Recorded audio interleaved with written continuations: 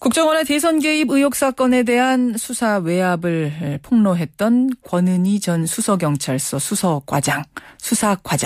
어제 730 재보선에서 새정치민주연합 광주 광산을 후보로 전격 공천이 됐습니다. 사실 지난달 경찰에 사직서 낼 때부터 출마설은 있었죠. 하지만 스스로 출마할 생각이 없다라고 고사를 해왔던 터기 때문에 어제 좀 놀란 분들이 많았을 겁니다. 과연 어떤 이유에서 전략공천이라는 잔을 받아들었을까요? 권은희 전 수사과장의 고민과 결심 직접 듣겠습니다. 언론 첫 인터뷰가 되겠네요. 권은희 전 과장님 안녕하세요. 네, 안녕하세요. 권은희입니다. 목소리가 많이 잠기셨어요. 네. 밤잠 좀 못 주무셨나 봐요. 처음 인사드리는 거라 예, 많이 고민도 되고 긴장도 되고 해서요. 그래서요. 네. 아직 예비 후보 등록도 안 하신 거죠? 네, 맞습니다. 예. 준비해야 될 것도 너무 많습니다. 그래. 실은 저희가 전부터 이제 섭외 요청을 했었는데 경찰 사표 낸 후에나 한번 나오겠습니다. 그래서 그동안 이제 댓글 사건 때부터 못했던 소회 얘기 이런 거 밝히겠습니다. 약속을 하셨었는데 저는 그 인터뷰 내용이 이런 내용이 될 거라고는 그때는 저도 몰랐고 저희 PD도 몰랐고 권 과장님도 모르셨죠? 네, 저도 몰랐고요. 그 과정에서 깊은 고민의 과정이 있었고 또 말씀하셨다시피 오랜 시간 동안 저에게 좀 꼭 이야기를 듣고 싶다라고 계속 요청을 해주셨고 예, 여건이 허락하면 그렇게 하도록 하겠다라고 약속을 했기 때문에 조금 사실 여러 가지 준비가 안 된 상황이지만은 예. 그래요. 맞습니다. 사실은 네. 경찰에 사표를 낼 때부터 출마하려고 하는 거 아니냐라는 소문은 있었어요. 네. 그때 입장을 글로 발표했습니다. 뭐라고 하셨냐면 730 재보선 출마에 관한 고려는 전혀 하지 않고 있습니다. 네. 이 입장을 발표한 게 6월 30일이죠. 네. 그런데 열흘 동안 과연 무슨 일이 있었던 것인가? 사람들은 그것을 가장 궁금해합니다. 네. 어떻게 된 건가요? 일단 사표 수리 시까지 사표를 제가 제출을 할 때까지 철저하게 저는 경찰이고 국가 공무원이고 또 더욱이 국정원 사건 수사 책임자로서 판단을 하고 행동을 느꼈고 책임감에 따라서 행동을 했고요. 예. 그렇기 때문에 어떤 730 재보선 이런 부분들은 전혀 고려해보지 않았습니다. 예. 예. 그런데 그러한 책임감이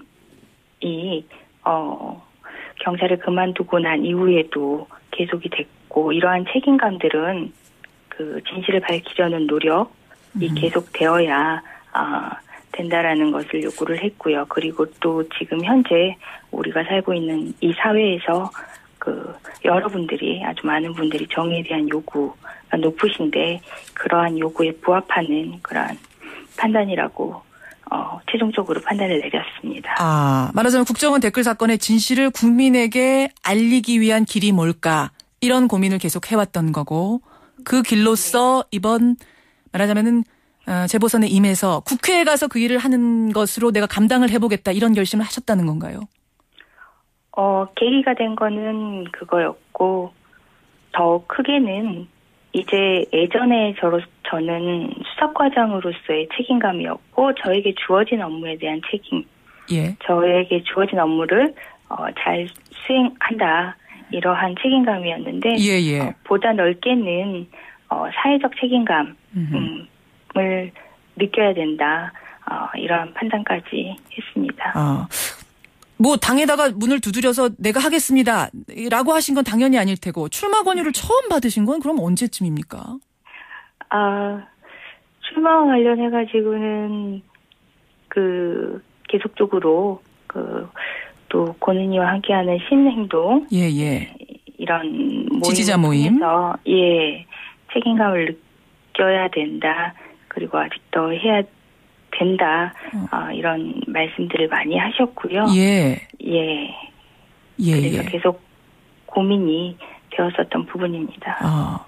그러면서 동시에 그러니까 시민행동 그 지지자 모임뿐만 아니라 새정치민주연합 쪽에서도 그런 얘기들은 조금 오고 가긴 했었는 모양이군요. 아무래도 그러한 요구가 있다 보니까 예, 그런 그 판단을 하는 게 좋지 않겠느냐라는 그런 의견은 있었습니다. 하지만 계속 고사를 해오셨던 거예요. 네. 예. 그러다 결정적으로 마음을 돌린 계기는 그러면은 언제였습니까? 어떤 계기였습니까? 결정적이다. 예. 뭐 사실은 여러 가지가 결정적인 요인이 될 수 있는데, 제가 말씀드린 그 사회적 책임감이라는 부분, 예, 사회적 책임감은 사실 국정원 사건 수사를 하면서 제가 여러분들을 지금까지 만나보지 않았던 분들을 만나게 되는데 그 중에 가장 인상적이었던 분들이 그 공익 제보자들이셨어요. 아, 공익 제보자들. 예. 2013년도 말에 공익 제보자의 밤이라는 그 행사에 제가 초청이 돼서 그분들을 만났는데 여러 가지 사건들로 공익 제보했다가 뭐 해고되신 분들 이런 분들 모임인가 봐요.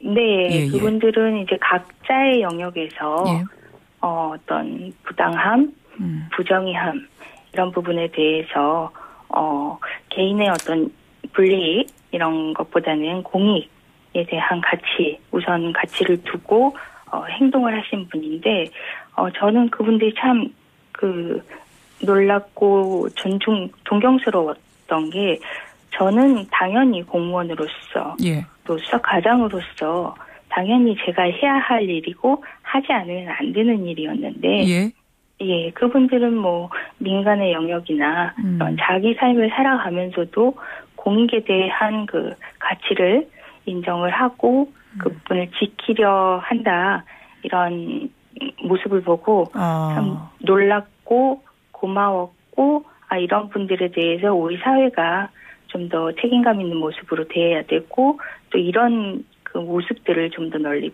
퍼뜨려야 된다 이런 생각들을 했었는데 그러한 어떤 사회적 책임감에 대한 인식 이런 부분들이 마음을 바꾸게 하는 쭉 부담감처럼 마음에 남아 있다가 결정적으로는 그래 내가 사회적 책임감에 따라서 선택을 해야 되겠다라고 결정을 했습니다. 어제 김한길 대표가 직접 전화한 뭐 마지막 그때쯤에 결정을 최종 결정을 하신 거군요. 네. 그 전화를 받았을 때. 네. 그래요. 걱정이 되는 부분도 있으셨을 거예요. 발표하기 직전 어떤 부분이 제일 걱정되셨습니까? 공천 저 받아들이겠습니다. 이 수용을 하기 직전까지 제일 고민됐던 부분은? 모두가 걱정하셨고 저 역시 가장 그 고민이 깊었던 부분인데 아무래도 그 국정원 댓글 사건 관련한 제 진실을 밝히려는 노력 이런 노력의 진정성이 훼손될 우려가 있다라는 주위 분들의 염려 그 부분이 가장 그 고민이 깊어지는 그런 부분이었습니다. 실제로 지금 새누리당에서는 어떤 비판이 나오냐면 권은희 전 과장이 그 정치적 욕망으로 국정원 댓글 수사 관련해서 허위 폭로하고 이번에 공천 받은 거 아니냐, 공천 받으려고 그때 그랬던 것 아니냐라는 공식 비판이 나옵니다. 어떻게 답하시겠어요? 제가 국정원 사건 수사 책임자로서 국민들에게 처음 알려지게 됐는데 사실 저는 그 9년이 넘게 경찰이었고 국가 공무원이었고 또 그중 대부분의 시간을 수사과장으로 그 업무를 처리를 했었습니다. 수사과장으로서 제 일관된 그 원칙이 법과 그리고 수사의 절차의 준수였고요. 이건 제 스스로 저에게 요구했기도 하지만은 저희 직원들에게 제 동료들에게 요구를 했던 덕목입니다. 반드시 가져야 할 덕목이라고 요구를 했었고요. 그런데 이 국정원 댓글 사건과 관련해서 직원이 아닌 상사, 계급이 높은 상사 내지는 상급청, 이런 그 부분에 의해서 그러한 원칙과 절차가 훼손이 됐다라고 해서 가만히 있는 것은 저의 그 9년 동안의 그 수사과장으로서 해왔던 모습에 오히려 맞지 않고요. 예, 그래서 당연히 해야 되는 일이었고, 그리고 결국은 진정성이라는 것은 예. 진실에 의해서 담보된다 이렇게 판단을 했기 때문에 예. 그러한 깊은 고민 끝에 결정을 하게 됐습니다. 그 말씀은 내가 정말 국회의원이 되어서 정치에 들어가서 이 진실을 끝까지 밝힌다면 그것이 나의 그 당시 진정성을 입증하는 길이 아니겠는가 이 말씀을 하시는 거군요. 많은 분들이 그 당시의 상황을 잘 지켜보셨기 때문에 훼손에 대한 우려를 하시지만 여전히 진정성이나 그 사실에 대해서 어떤 판단하는 객관적인 시선을 예. 여전히 가지고 계신다라고 생각을 합니다. 예. 하지만은 결국은 예 진실이 그러한 진정성을 더 확고히 해줄 거라고 생각한다는 뜻입니다. 알겠습니다. 오늘 뭐 방송 첫 인터뷰 첫 술에 너무 길게 갈 수는 없을 것 같고요. 앞으로 네, 종종 인터뷰에서 뵙겠습니다. 오늘 말씀 잘 들었습니다. 네. 예, 광주 광산 을에 출마 결정한 권은희 전 수사과장이었습니다.